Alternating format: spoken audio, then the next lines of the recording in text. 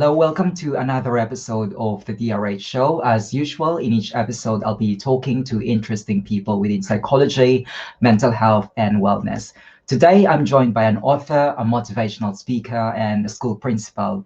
Rhen Gibson, thanks for joining me. Thanks for having me, Dennis. It's great to have you here, Rheon. So if you could just start off with us, if you could just start off telling us your backstory, your trajectory in life, and how you ended up doing what you're doing. Okay. Well, I started off as working in the educational field as a paraprofessional. And during my stay as a paraprofessional, I was working at a therapeutic day school with students who had disabilities.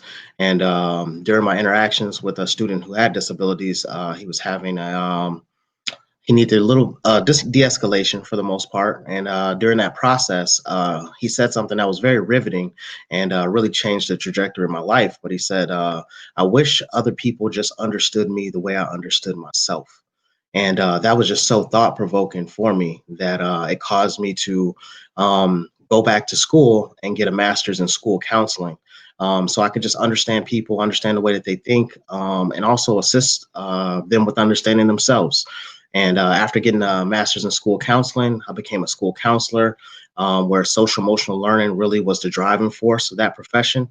And it really just resonated within my heart, not only from that one experience as a peer professional, but just, the realm in itself, and be able to be non-judgmental, set your point of view aside and look at different perceptions from other people. And after doing that for several years, about 5 or 6 years, I decided to challenge myself to a higher degree. And that's when I went back to school and ascertained my second master's, which is in educational leadership.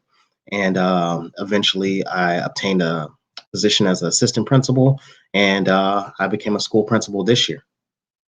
And I really wanted to enlighten others' points of views and let them see that they can really achieve anything that they set their minds to. And that's publications. That's a really lovely message for Ian, and it's a wonderful trajectory on how you ended up being a school principal. And we'll talk more about that later. But I understand that you also just published a new book, which is actually a series. What made you create the Diz Wiz? And that's rather an interesting title. So tell us more about it. Yeah, well, the Diz Wiz series was created typically just because when I was younger, and as I was a little kid, and I used to love reading. Goosebump books was one of my favorite books, and but I used to love like heroes as well. So Superman, Batman, Spider-Man, and as I'm reading these books, none of those books reflected my culture. I used to have to read hero books and imagine myself being in those positions. But I never saw my culture reflected in those hero roles or those leadership positions. So one of the reasons why I created the series was to allow my culture and others to see African Americans in various positive leadership roles, various literatures, and things of that nature. But in addition to that, the Diz Wiz series was also created on a real life story. It's actually on the Diz Wiz series Instagram page, where my son was, I had enrolled him in a T-ball. He's pretty young, and I enrolled him in T-ball. He was about 2 days into it, and he had a really, really, really rough game. I mean, he really hated it, couldn't really hit the ball, didn't really, like it. And on the car ride home, he would just talk about like how he doesn't want to, go back to T-ball. And me and him had a conversation about believing in yourself, about, hey, this is, what we're going to do to make tomorrow better than today, and today better than yesterday. And through that experience and that conversation and working with him and building that self-confidence, the next game he did phenomenally well. And I could just tell on the car ride back, he was just glowing. And looking in his face and seeing how happy he was when knowing the previous day he was so sad, that really just sparked my mind that, hey, I would like every kid to understand the power of believing in yourself. And that actually led to the creation of the first book of the series, which is Diz Wiz Speaking It Into Existence.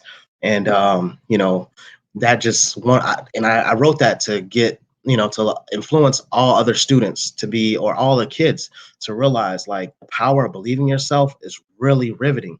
Like once you establish that self-confidence, that self-efficacy and self-esteem, you can really achieve anything. And it's just all about believing in yourself. So I thought it was a foundational concept in that particular book. And I was like, you know what? Having that social emotional background as a school counselor, I do realize that these life skills are really important. So why not just create a series? And I know that, from being a school counselor, when you're running groups, teaching life skills and teaching particular concepts, that typically those groups last about 6 to 8 weeks. So I was like, let's do a series of about 6 to 8 books, where each book has a different life lesson in it, that you could utilize and, become a better person and hopefully reach your maximum potential. That's a really lovely message, because you frame your series from a standpoint of being a father, from a standpoint of an educator. So I suppose you have lots of real life experiences all throughout the series. Now you mentioned that this is a series. So how many publications are you planning to launch for this book? This particular series is going to be eight publications. Each publication is based on a different life skill. The next book that we have coming out, which is December 16th of this year, 2020, is called Diz Wiz, Hungry Charlie. And I know a lot of people look at the book cover and they're like, oh, it's just a kid eating a lot. But what they really don't understand is, like I said, having that social emotional background. I have that knowledge to just know that hunger is oftentimes a symptomology of other things. It could be a sign of homelessness. It could be a sign of low socioeconomic status. It could be a sign of depression and things of that nature. So when I created that book, it was to allow the readers to understand that although you're looking at a symptom, there's underlying causes of it. And I guess you'll just have to get the book to see what the cause was in this particular instance. But it was a great concept, and it was something that, especially in the times that we're in now, like with this pandemic, I'm just fortunate enough and blessed enough to be on the board of directors for a local food mart in my area. And I know that this pandemic has quite a few families increasing the use of those services, so it's great when you're able to reach out and help people in need, and really help them further their lives. So really that second book was just based on a concept that I thought in my head, but it's driven to bring us together as a community and to meet people's needs and students' needs. Now, really, I just like to touch upon what you said about the foundational concept of your book, which is about self-efficacy, about self-belief, and of course, I think you would also agree with me that it's also essential that we emphasize the role of social support, particularly of people. With roles such as yourself, being an educator, being a father. So based from your experience, could you tell us like how important a good social support, a good role model is into shaping the future of a child? Oh yes, very much so. Oftentimes, what we see formulates our perception, which then influences our reality. So if we don't see either ourselves reflected in literature, or if we don't have strong role models, or if we don't see positive representations of our culture in the mainstream media, then oftentimes, especially for minority culture, sometimes we can shortchange ourselves, and others' opinions of us becomes our opinions of ourselves. And in order to prevent that, you really have to have strong role models. You really have to have people who are in leadership positions that can influence you in a positive way and show you that you can reach your maximum potential. One of my slogans for my company is that the Diz Wiz series, where we motivate, educate to elevate others to reach their full potential, and it's all about that. I mean, when you see that represented in mainstream media, when you see that in your literature, you then have the perception that I can achieve that. When that is void, you feel like, oh, that's not for me, that's for someone else. And then you have a subset of norms that you typically abide by, and which may or may not be positive. So when you do have that positive role model, and you do have that influence in your life that says, hey, you can achieve anything that you set your mind to, that is just amazing. I mean, it starts within yourself. Oftentimes, we're going to have a vision, we're going to have a dream. I don't care if it's a YouTube channel, maybe you have one subscriber right now. But if you have that dream in your heart that, hey, this channel is going to reach millions of subscribers, millions of views, then you can really do that. It's just going to take a little hard work. Me personally, I'm a faith-based individual. So oftentimes, no matter the circumstance, I try to look beyond it, and I try to look at like, hey, what am I learning in this particular predicament? Where if you don't have those positive coping skills or those positive representations of leadership, then you may just succumb to the situation and not see past the situation. And it's very important to have that faith in yourself, because without that, oftentimes you're going to succumb to it. And I want to see everyone be able to overcome all the obstacles that are in front of them. I want to see everyone be able to reach their maximum potential. Like, this is beyond let me sell a book. No, I don't. I don't care about the money. I care about the impact that the book has on your life. Like, yesterday was one of the days that I'm going to remember for the rest of my life, because I had someone email me a picture of a young man holding my book up and said, hey, he made the honor roll because of your speaking into existence book. Like, that's what it's all about. I think that's what any author really wants. And that just, I mean, it completely made my day. I almost made a tear come to my eye, because it's not about the money. It's not about the publications. It's really about the impact that you get from the publications. And if that book allowed you to work harder and achieve higher grades and, believe in yourself, that's what it's all about. And love to just, continue that. Like, Exactly. I would go on as to say, if you're really in the business of, educating the next generation, if you're writing a book, the financial gain is just like subsidiary, it's just incidental. yeah. Your main goal really is, like what you've said, is to impact people's lives. So other than giving impact to people's lives, what would you say are the good qualities of an effective school counselor? So for anyone who's planning to follow your path, who wants to be a good counselor, can you give us some top tips? Oh, yes. One of I would say the primary actually, the primary three things would be: one, being non-judgmental. It doesn't matter if they're a different religion than you, a different sex than you, a different race, whatever class, whatever it may be. Be non-judgmental. Go in there with a neutral mindset and try to understand their perspective. Second is just build relationships. I think that is a key foundational concept, especially when it comes to social emotional learning, because oftentimes people don't share and allow you to get to that inner layer of the onion, that core of what's really driving their decision making skills, unless they have that relationship with you. And sometimes you may have to come out of your comfort zone. So I know there's been many of times where I've had to share things about myself to get clients to open up, because when you're sitting across the table from someone, or you're sitting on a couch or whatever it may be, they're looking at you like, hey, you may be a perfect person, and I'm coming to you as a flawed individual, and I may think that you're judging me. And that may not necessarily be the case. So one of the things I really like doing, a little tip and trick that I like, is just to share like, hey, these are some obstacles I've had to overcome. This is how I overcame them. This is how I navigated it. And this just may be on your third or fourth session, your second. It just depends. You got to do it when the moment is right. But you having that authenticity and that genuineness to share, hey, I'm not a perfect person. That builds relationships, and that's very, very, very important. Another thing that I would say that has assisted me when I was a school counselor is, having that understanding of appropriate coping mechanisms, because clearly they may be doing things that to get a need met, but they may have maybe negative ways to get that need met. So providing them with some alternative options that they could probably utilize. In addition, I also like to use, like, not necessarily music therapy, but one of my favorite questions, actually, I'll give you two, but one of my favorite questions is, what was the last two songs you listened to? Because typically music sometimes depicts a person's mood. If you're sad, you don't really gravitate to happy music. Sometimes you may have listened to two sad songs on your way to the session, and that indicates how you may feel. Another question I really like to ask my clients is, how are you different leaving my office than you were coming to my office? And it gets great responses, and it also allows the client to reflect on what knowledge did they learn, what knowledge did they ascertain upon leaving that they didn't have when they first entered. Mhm.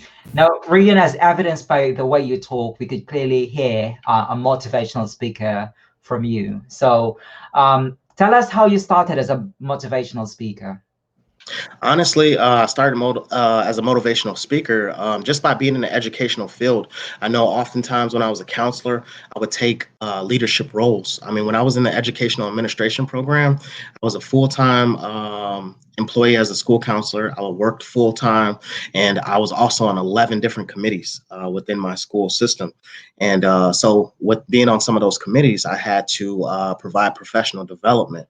And some of those topics would be like social justice, restorative practices, biases, things of that nature.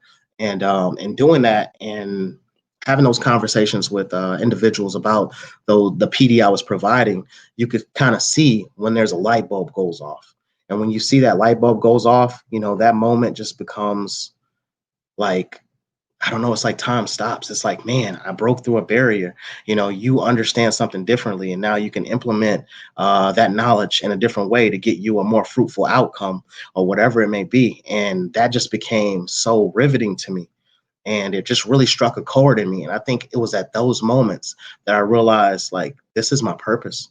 Like, oftentimes we live life, especially as adults, and life can be mundane. It could just be, I go to work, come home, I'm a parent, I go to sleep, I go to work. And when you really find your purpose in life, like, it just, I don't even know to explain the I don't even know the words to explain it, but it wakes you up in the morning. It's the first thing you think about. When you go to sleep, it's the first thing that it's the last thing that's on your mind.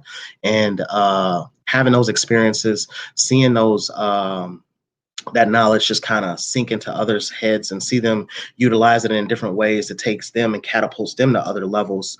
Just really stood with me and just redefined why I do what I do. And it was just invigorating, honestly. Mhm. And that really sense of purpose, no matter what job you do, whether you're a school principal or motivational speaker, is really important. You know, even in my line of work as a content creator, sometimes it could get quite really repetitive. You know, Yeah. I'm publishing the same content. But if you actually have a sense of purpose, you try to find meaning on what you're doing. And I think that's really important to, instill that to your students or whatever line of work you're doing. Now, I just want to touch upon another thing, Rheon, because you mentioned something about that. Another part of what you do is disabilities. So I was just wondering if you also have bits and pieces about disabilities on this Wiz series. I haven't wrote a particular book about disabilities. I've just wrote a book about particular disadvantages. Like I said, with the Hungry Charlie, that's more so a socioeconomic disadvantage. But you know, I think that's a great concept that I can include in my series because I really think that foundation for me, working as a coming into the educational field as a paraprofessional and working with students with disabilities, it just it really opened my eyes. It made me patient. It made me understanding. It made me see things from another's point of view. It really made me grateful because, I mean, let's just really think about this, right? How often do able-bodied individuals go into a restaurant or a store or a building and think about where is the wheelchair accessible ramp? We don't. Sometimes those things are not in our consciousness. And when you're able to think about those things and expand your point of view on those things, you realize like how grateful you are. The fact that I woke up this morning and I was able to see, that's something to be grateful for. The fact that I was able to walk to the restroom, that's something to be grateful for. And you know, that's just something that's really important that I think is sometimes can be missing. Oftentimes we think about the things that we want that is not occurring or not happening, and we get down on ourselves and we really haven't made a list of everything that we're grateful for. The fact that I have the ability to articulate myself and in a degree that others resonate, that it resonates with others, that's something to be grateful for. And, you know, if you're not aware of that, or if you're not at that mindset, you really are overlooking at some things that others would wish that they would have the opportunity to do so. You know, so I think that that's very riveting, and I think I will actually incorporate that in a series. So thank you so much for bringing that up because that does speak to the core of my foundation for why I started. So thank you. Yeah, it's really brilliant what you said. You try to connect with an audience, and I suppose that that is especially true when you're trying to, elicit a sense of encouragement to students. Because if you can actually convey a story that, you know what, I've also been through what you're doing, what you've been through. So I kind of understand what you're going through, and this is how I survive, how I managed to flourish and thrive. Yeah, Uh, and one thing I would say is that with the disabilities, like those students, those disabilities don't define that student. They're so much more multifaceted than that. Oftentimes, on the outside looking in, you may only be able to see the disability, but there's so much to that person other than that. They may be extremely funny, extremely charismatic, but oftentimes, people only see the disability. And I just want to just share with everyone out there, if you see someone who has a disability, there's so much more to them than that. And it's very important to get to know. So I just wanted to just say that message because it's Lovely message. And of course, you being an educator, it's also important that we highlight the trends within the educational system. Right now, the educational system has undergone a lot, because we think before that we always have to go to school, but right now we're doing everything online. So as an educator, I know it's really difficult to imagine what's going to happen next, but would you describe to us what would be the trends in the educational system? Do you think we're going to see more of everything online? that's a little hard to I guess hypothesize in regards to. But what I would say is that students, parents, and even teachers, all of those stakeholders are really resilient in this turbulent time. I've seen teachers. I've popped into Google Meets classrooms and seen teachers who are just doing a phenomenal job. It's like every classroom is an individual podcast where they're allowed to allow their personality to shine bright, in order to get the students engaged. I've seen parents having to, hustle and get daycare provided so that way their students are able to attend Google Meets classroom because they still may have to go to work. So all the parties involved and all the stakeholders involved are working really hard. And I just want to give a shout out to them because you guys are doing excellent. You're very resilient. And I don't think that they really truly understand the level of perseverance that they're implementing in this very interesting time. So I just want to say that first and foremost. In regards to where this is going to go, I know that it has influenced the district that I work for because now instead of snow days, typically if it's going to snow really hard, I remember when we're waiting early in the morning to see if our school's closed, and the school may be closed, but now they're still going to implement that e-learning. So you don't get a school snow day like you typically did. So that's one of the ways it has impacted where I work. But yeah. Mhm. I think we also have to consider the fact that some students may also be experiencing Zoom anxiety and Zoom fatigue. So, Yes. Yes. yeah. And So and and also like it does, like you said, with that anxiety, like being on camera, like what we have right now, especially in that social emotional realm, if you do have that high level of anxiety, it's hard to put yourself out there like that, especially depending on what your home may look like, because you may be able to see me, but in the background, you may see other things, and people household have different other things, in the background. So that plays a factor. Also, how do you build relationships through a Chromebook or through a laptop? It's a little harder to do that. How do you build a sense of community with your peers as well as your teachers or the classroom, through virtually? Like it's a little difficult. And like I said, this is all new to everyone. And, teachers, parents, students, all the stakeholders involved are really doing their best that they can. And I think it's a great thing. But it is an untraditional paradigm that we're all navigating together. We have to give credit to all the teachers who've been very flexible in supporting the learners. Now, I just want to ask you, Rheon, because you mentioned the importance of having a role model, having a source of inspiration. So you as a person, is there a particular individual or a particular book was the greatest influence to how you approach things? Yeah. Yes, I would say several people. Okay. The very first one being Frederick Douglass.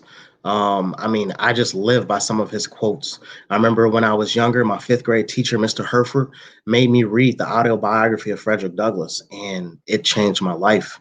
I mean, some of the things that I saw in it, the level of perseverance that he had to, go through, or he had to endure, and he just had to have like that level of perseverance is just so important when you have a purpose and you have a vision. You're really willing to go through whatever you have to go through to fulfill your purpose. And he just defined that. One of my favorite quotes of his is that it's easier to build strong children than repair broken men. And the older I got, the more that quote had a tendency to resonate with me. But in addition to him, there's also motivational speakers such as Les Brown, who really got me through a lot of challenging times. I remember one of his motivational speaking concepts was, what if you were on your deathbed and all your dreams were standing around your deathbed looking at you saying, hey, I have to die with you because you didn't bring me to life. And that just changed the way I think about things. That just changed my approach on things. So he would definitely be another person. And in addition to that, would be another motivational speaker by the name of Eric Thomas.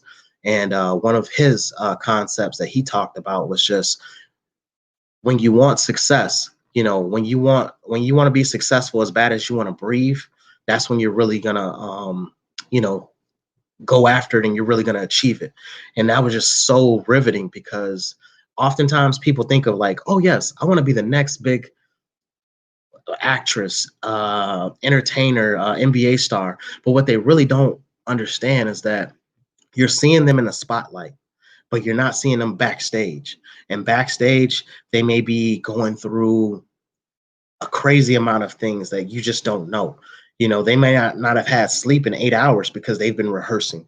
They may have to sacrifice time with their family. They may have to, lose a few friends just to achieve that level of success, because oftentimes, friends can either bring you up or bring you down. And despite your love for them, there may be some friends they have to sacrifice to get to where they're at. And we don't see that. We just see them in a spotlight and see them doing well. And oftentimes, on the outside looking in, you know, and a great example of this, I'm not sure if you're familiar with the movie Black Panther, but the leading actor, I mean, the guy who played Black Panther, I mean, I had no idea he was getting treatment for cancer, and then eventually succumbed to cancer. But that movie was just like a great awakening, that oftentimes we look at someone in the spotlight and we may be envious of it, but we really don't know their struggles. We really don't know their sacrifices. And you know, has a Yeah. huge impact. Yeah, actually, what you just shared reminds me of a Stanford academic who published on his website a CV of failure. Because like when you see someone of position of fame, someone of position of success, you don't Yes. really know the narrative behind what made them who they are. So Yeah. that CV is really powerful. The number of grants that he applied, the university that he applied that he didn't get into. So yeah, Yes. it's just nice to realize that, yeah, they're also people who just happen to have an extraordinary level of grit and resilience. And I think that's an important message to convey to younger generation. Yes, Now, sir. And mhm, I also think, like, oftentimes we look at that failure, and people use failure to define themselves instead of looking at failure as a way to redefine their approach. Instead of internalizing, hey, I did not pass this particular test or whatever it may be. Like, they think, okay, I'm just a failure. No, no, that's not the case. Maybe you didn't pass the test. Now you need to modify how you're answering your questions. Maybe you need to modify, your approach when analyzing the questions. Because to be honest with you, success is just learning from your failure, and oftentimes failure is your best teacher. Mistakes are your best teachers. I didn't get a position because I went on one interview and all of a sudden I hit it out the park. No, it was a tumultuous journey to get to where I'm at, and I had to adapt to each failure. So I'm glad that you actually use that word, because that's a word that many people internalize because of experience that they encounter. When in reality, it should just be a teachable moment that you learn from and that you continue to move forward and not just, internalize that undesirable outcome. Mm.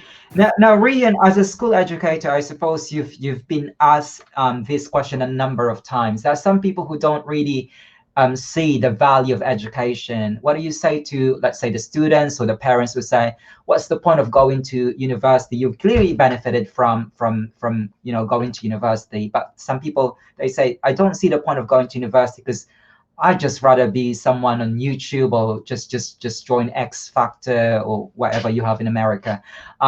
So what do you say? How do you encourage those students that you have to go to university, you have to go to school? hmm Well, I also think that it's on an individualistic basis. School isn't for everyone, but some of the advantages are not just academic when you go to college, and I'm a testimony to that because when I was in high school, majority of my friends were of a particular group.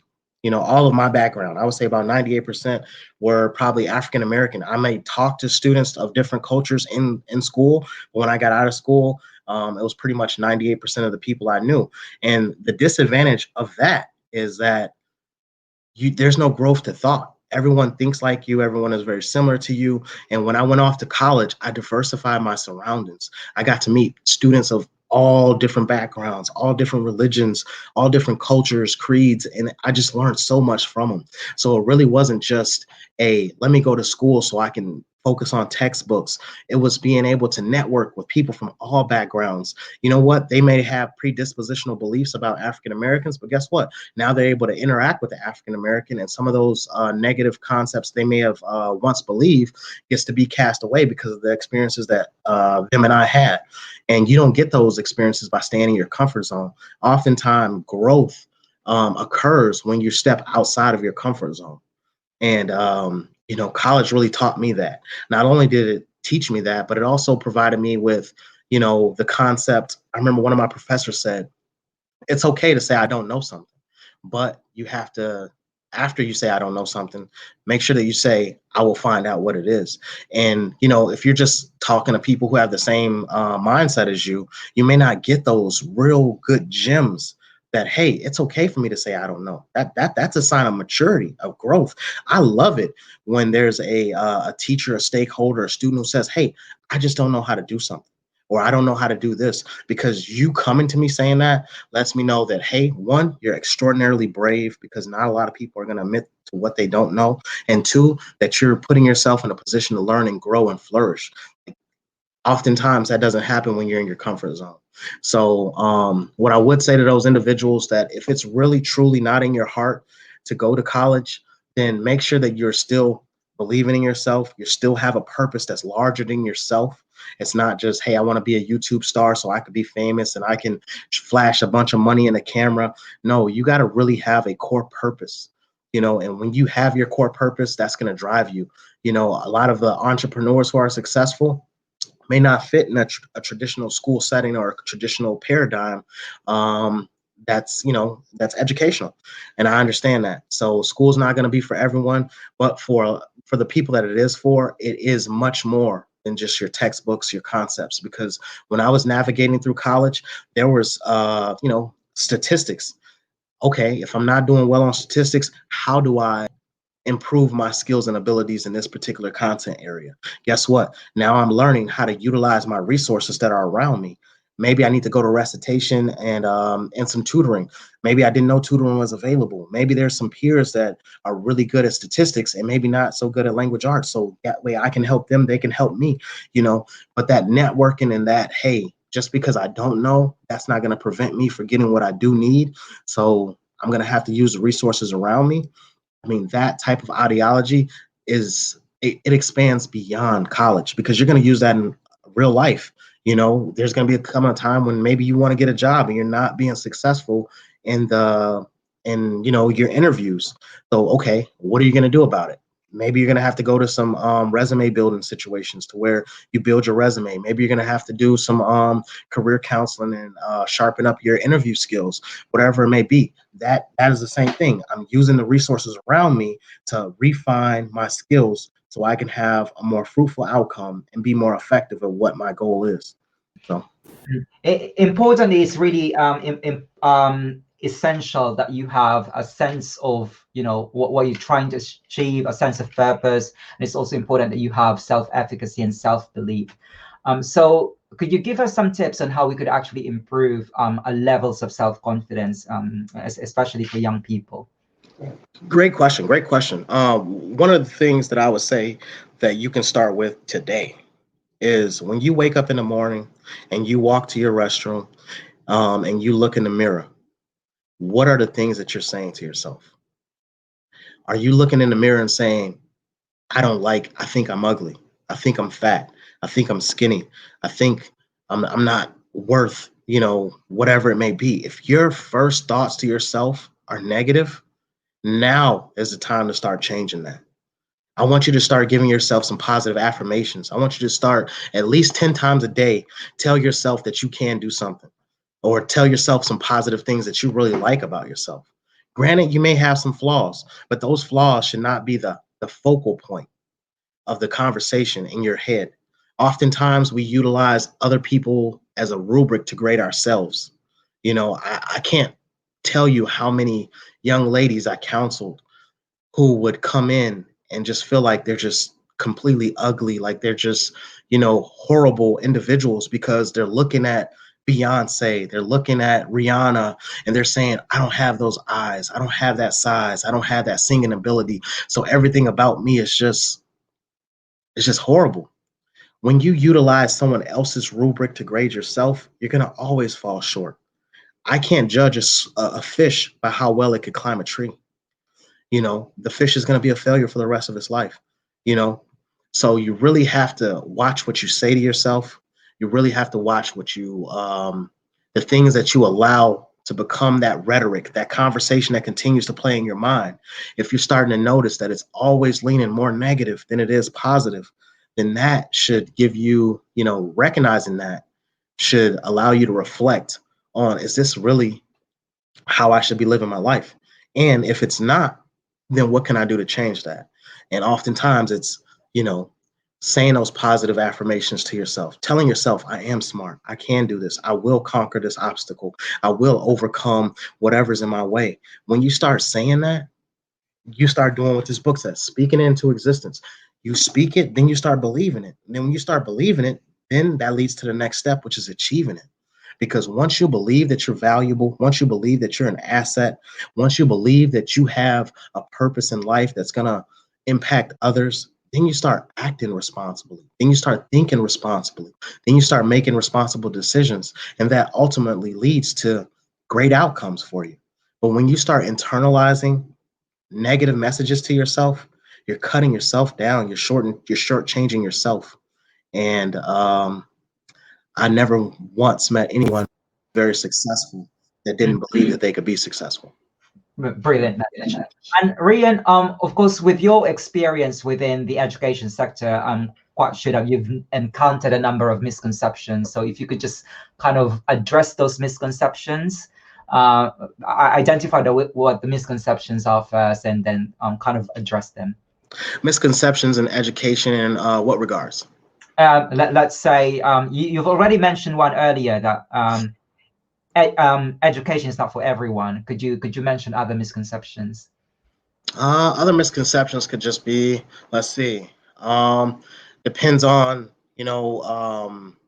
where you're at, but sometimes there may not be any diversity amongst the teaching staff, the leadership, and oftentimes, with that being the case, there may just be lowered expectations for certain subgroups, minorities. You may think, oh, like I know, I can tell you right now, when I was a school counselor, to some people it was a shock. They had never seen an African American male school counselor. And so I think that those particular misconceptions that, hey, I'm seeing someone, like I said, in the mainstream media, sometimes minorities aren't talked about in positive lights. So, it may be a misconception that they can't achieve these things, or they can't be in leadership roles. They can't be in roles where they're helping others, and that's where I'm here to change that, because I want everyone to know, not just minorities, but the mainstream culture as well, to know that we can be just as smart, we can have just as impactful influence, and that we can contribute to society and be reflected in a positive light, not just in mainstream media, but throughout the school districts, throughout classrooms, and we can have that a positive influence. Oftentimes, you watch the media, you watch the news, you watch movies, you watch music videos. You may not see savory reflections of ourselves, but don't let those reflections become your image of yourself. And if you really want to have a positive impact, you can. If you really, just because you don't see yourself reflected in a leadership, don't exclude yourself from being in that leadership role. I know one thing that's really important is imagination. I know oftentimes as adults, we have that misconception that imagination is only for kids. No, imagination is the driving force for what is to come. Oftentimes, before I became a school principal, I remember laying in my bed at night after a long day of school and work, just imagining pulling into the principal spot in the school building. How would I, sitting in a principal's office as the role? Like this all happened in my head before I ever brought it into reality. So never lose your imagination, never lose your creativity, and just because you don't see yourself represented in certain realms, that doesn't exclude you from being in those realms. You can be anything and everything that you want to be, as long as you can see it in your head and you believe in yourself and you're okay with putting the work in achieving it. Mm. And Rheon, what's the most important thing that you want the public to know about what you do? I mean, you're doing a lot of things. You're a motivational speaker, you're an educator, and you're also an author. But what the core message that you want the public to know? I just want I want the public to know first and foremost that you can reach your maximum potential, despite the mundaneness of life at times, despite the repetitiveness of life. Oftentimes that drains out our invigoration to just want to achieve what we really believe in our head we can achieve. And I just want them to know that you can do it. Like dreams are nothing but just thoughts in our heads that's telling you, hey, this is what can be reality. But you really have to believe it. You really have to put that work in. And I really want everyone to believe that they can really achieve. Whether you want to be the best cook, you want to be the next Chef Boyardee, you want to be the next Walt Disney, you want to be whatever it is, you really can achieve it. You just have to start believing in yourself, and then you're going to have to start putting in that work. And it's a matter of how bad do you want it. But I think this book series is going to help you develop those foundational concepts. That idea of believing in yourself, that idea of building rapport with others, helping each other's when they're in need, utilizing your community resources. These are all things I learned along the way to get to my level of success, and I'm sharing them with you so you can reach your idea of success, whatever that may be. It may not be going to a Ivy League college. It may just be being an entrepreneur, starting small and growing your business till it's massive. Whatever it is, it's going to require you to believe in yourself. And I just want you to know personally from me to you that I believe that you can achieve whatever you see fit.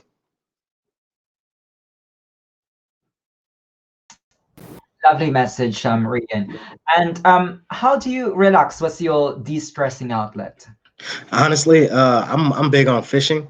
I like the peacefulness. I know when I was a school counselor, sometimes like as a counselor, a lot of people bring you um, their issues, and you have to kind of reflect on it and things of that nature. So, to me, when I'm on a boat and I'm fishing, it's so calm, it's so relaxing, and that's just really my state of peace.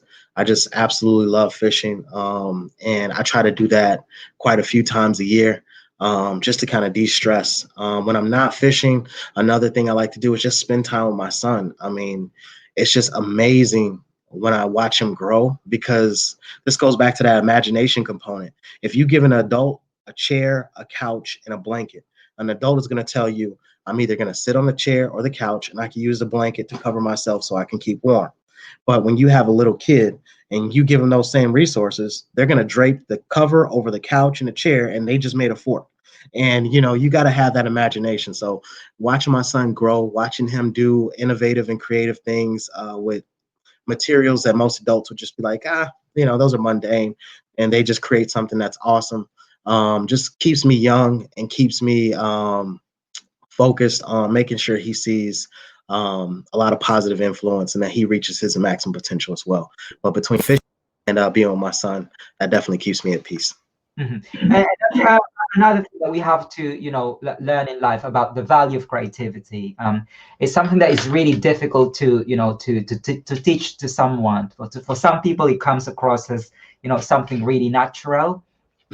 And that's something that you might be successful if you, even if you didn't go to school. Going back to, we were talking earlier about the value of education. Now, I'm just curious, Rheon, so what do you think you would be doing if you didn't work as a school counselor?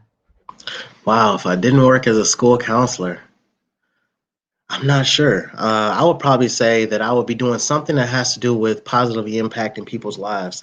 Um, Prior to being a school counselor, I was still in the counseling field because I did some career counseling as well. So I'm well versed at a lot of different career options, and I'm not sure. I'll probably be an entrepreneur, which is kind of what I'm doing now as well. But this is really my passion. I really feel like this is what God put me on this earth for. This is my purpose. My purpose is to touch others, to enlighten others, to show others that everything that they believe they can achieve. Like, I really feel like, when I wake up in the morning, I'm telling you, this is my first thought. I'm thinking about the Diz Wiz. I'm thinking about students like, hey, how can we get this student to be successful? Or how can we get, this teacher to implement something that's really innovative and have all their students engaged and loving the curriculum. Like, I really think about this night and day. So if I wasn't doing this, I'm not sure what I would be doing, because it really has become a big part of who I am, and also just how I look at situations. So that's a hard, that's a head scratcher right there. That's a great question, because I've never imagined myself not fulfilling my purpose. So thank you. Yeah. Well, essentially, you're still an entrepreneur. You're selling ideas. You're selling inspiration through your work, and of course, as someone was just written a very powerful book that a lot of children and a lot of young people can learn. Now, before we end this, Rheon, I just want to hear what else is in the pipeline. Do you have any upcoming project aside from your book? And if people wanted to reach you, what platforms can they get in touch? Presumably, they can find you in social media. So go on, plug it out. Yeah, well, I'm working on some other books as well. And these books are going to be more so geared towards adults. So I'm currently in the process of writing a book called The Makings of a Black Professional, where you just kind of get the outline of my life all the way up into where my current state, and really what made me, because I've had a rough life, and oftentimes when people see me, they're looking on the outside looking in. They're like, oh, he has it all together. He has, he's so smart. He's so articulate, but they really don't know that I was, raised in low socioeconomic status. I had to endure a lot of trauma. I've had to endure a lot of unfortunate circumstances and events that if I allowed those circumstances and events to define me, I wouldn't be where I am today. So although it's an adult, more so theme book, it's just gonna just have that same concept that's in my kids book, which is that perseverance. Don't let your obstacles define you. You define your obstacles and you overcome them. So I'm working on that. There's also a sequel to that book called The Plight of the Black Professional, and that just talks about like being in professional realms. A lot of people think, hey, you're in this position, you made it, great job, end of story. And the truth is, just because you have a role that's powerful, just because you have a role that has high status, doesn't mean that there's not struggles and disadvantages that come with that. So that sequel is going to be based on, some of the disadvantages and things of that nature that people in those positions do have, and maybe enlighten others as well. Another thing in regards to where you can get in touch with me at, you can get in touch with me on Twitter at Rhen Gibson, Rheon, RheonGibson. You can also reach, if you want to be a fan of my work for the book, you can reach me on Facebook, the Diz Wiz series. You can also reach me on Instagram, the Diz Wiz series as well. So those are two. It's lovely talking to you, Rheon, but before I end this, I have to confess something to you. We actually sit on different camps when it comes to I'm not gonna lie to you. We really have different beliefs, because you just mentioned to you the title of your book, because I'm not really big when it comes to identity politics. I But I do appreciate what you're doing, about self-efficacy, about trying to encourage young people to achieve what they're doing. But I think it's also important not to obsess about identity, about being a minority. Yeah, that's just. Yeah. But it's lovely to hear your thoughts. Like what you've said, it's good to entertain different opinions.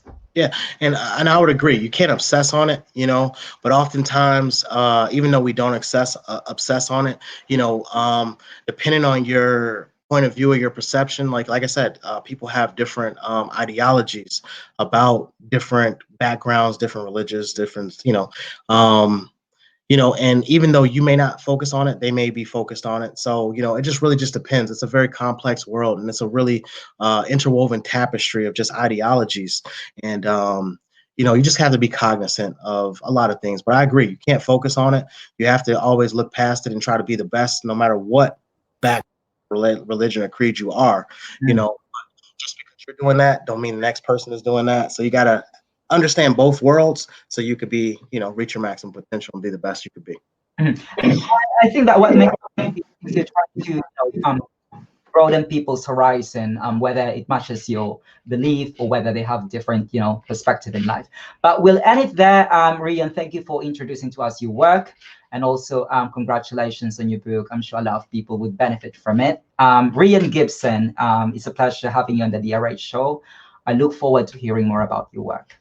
Thank you so much for having me, Dennis, and I look forward to being in touch with you and telling you about more things I'm doing. Thank you.